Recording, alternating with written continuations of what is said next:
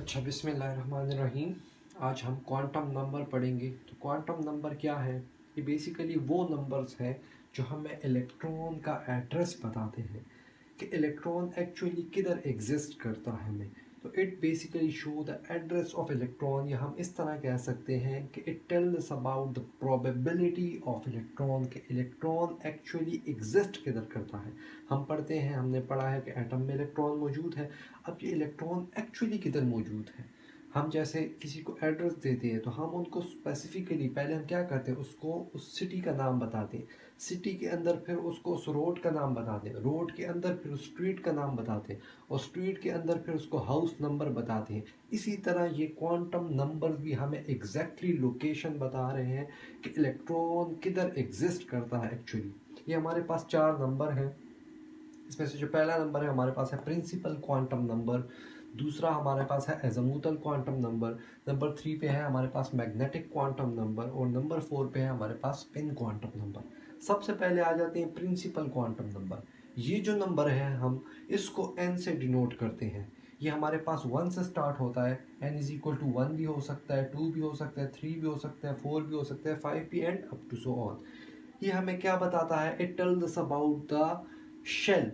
ये हमें शेल और ऑर्बिट के बारे में बताता है, जिसका जिक्र बोहर ने किया था। तो प्रिंसिपल क्वांटम नंबर बेसिकली हमें शेल और ऑर्बिट के बारे में इंफॉर्मेशन देता है। तो बोहर ने हमें साइज की बात भी की थी, तो ये साइज के बारे में, एक एटम के साइज के बारे में, जितने उसमें शेल ज़्यादा होंगे उसका साइज इंक्रीज होगा। तो इस साइज के बारे में हमें इंफॉर्मेशन देता है। और डिस्टेंस के बारे में, किस चीज़ का डिस्टेंस? इलेक्ट्रॉन का जो कि आउटर मोस्ट शेल में मौजूद है, और न्यूक्लियस का आपस में जो डिस्टेंस बन रहा है, इस डिस्टेंस के बारे में भी हमें इंफॉर्मेशन ये प्रिंसिपल क्वांटम नंबर देता है। n इज इक्वल टू 1 होगा तो इसका मतलब होगा कि हमारे पास फर्स्ट शेल की बात कर रहे हैं। n इज इक्वल टू 2 होगा तो इसका मतलब कि सेकंड शेल की बात हो रही है। n इज इक्वल टू 3 होगा तो इसका मतलब कि थर्ड शेल की बात हो रही है। और इन शेल्स को हमने स्पेसिफिक नेम्स दिए हुए हैं। इसकी मिसाल आप एक ऐसे ले लें, एक घर की ले लें। जिस तरह हमारे पास घर में सेपरेट रूम्स होते हैं और हर रूम का अपना नाम है, जिस तरह के हमारे पास डाइनिंग रूम होता है, गेस्ट रूम होता है, इसी तरह हर शेल का अपना अपना नाम है, जिसको हम KLMNO से डिनोट करते हैं। अब जिस तरह हर रूम की अपनी कैपेसिटी होती है, यानी हर रूम में इक्वली वो नहीं होते, हमारे पास बेड्स नहीं होते, कोई रूम बड़ा होता है, कोई छोटा होता है, इसी तरह हमारे पास हर शेल की भी कैपेसिटी अलग अलग है। और उस कैपेसिटी को जानने के लिए हमारे पास जो फार्मूला है वो है 2n²। ये वो फार्मूला है, इसमें n डिनोट करता है नंबर ऑफ शेल को। अगर आप कह रहे हैं कि फर्स्ट शेल, तो फर्स्ट शेल में कितने इलेक्ट्रॉन आएंगे, तो n में 1 पुट करें तो 2 1 जार 2, 1 1 जार 1, तो इसका मतलब कि इसमें 2 इलेक्ट्रॉन्स आएंगे। अब आपको पता नहीं है कि n इज इक्वल टू 2, 2 में कितने इलेक्ट्रॉन आएंगे, तो इसमें 2 की वैल्यू पुट करें तो 2 जार 4, 4 2 जार 8, तो इसका मतलब कि सेकंड शेल में 8 इलेक्ट्रॉन आएंगे। तो ये फार्मूले से हमें पता चलता है कि इस शेल में कितने इलेक्ट्रॉन जो है वो एडजस्ट हो सकते हैं। तो k is equal to 2 electron, l is equal to 8, m is equal to 18, और इस तरह जाते जाए।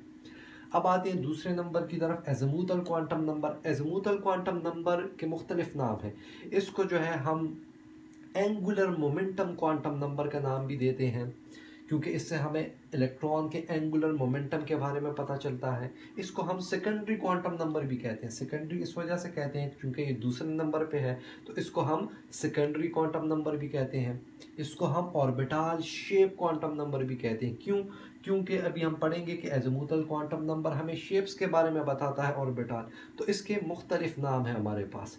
अच्छा, एजमूथल क्वांटम नंबर को अब हम L से डिनोट करते हैं। जिस तरह प्रिंसिपल को हम N से कर रहे थे, इसको हम L से डिनोट करते हैं।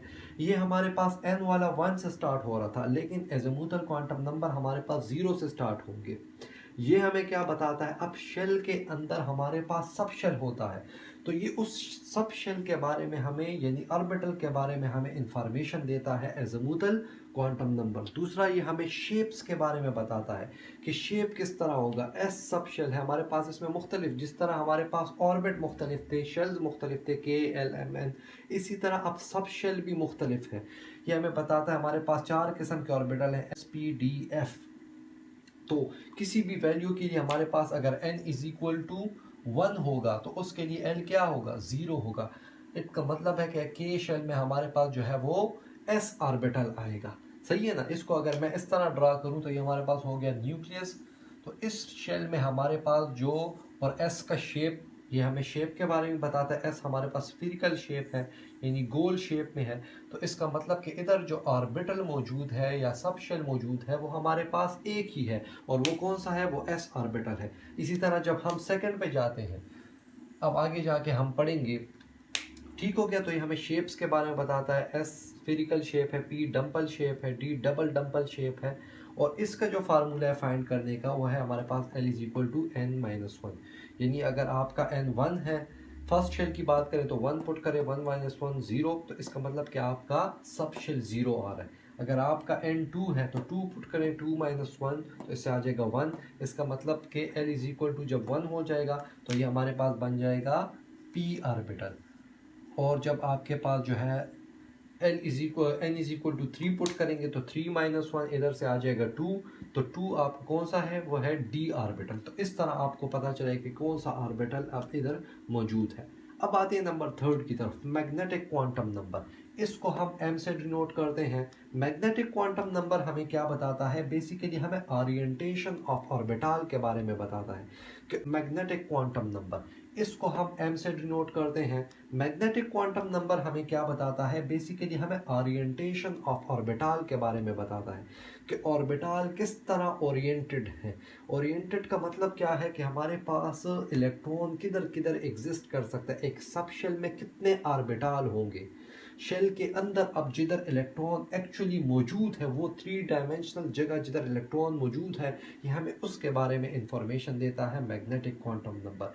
जैसा कि मैंने अभी आप लोगों को बताया कि इधर इसके लिए जो फार्मूला है 2l+1, तो अब l की वैल्यू आपके पास जो है वो जीरो है, तो इधर आप जीरो पुट करें तो इससे वन ही आएगा।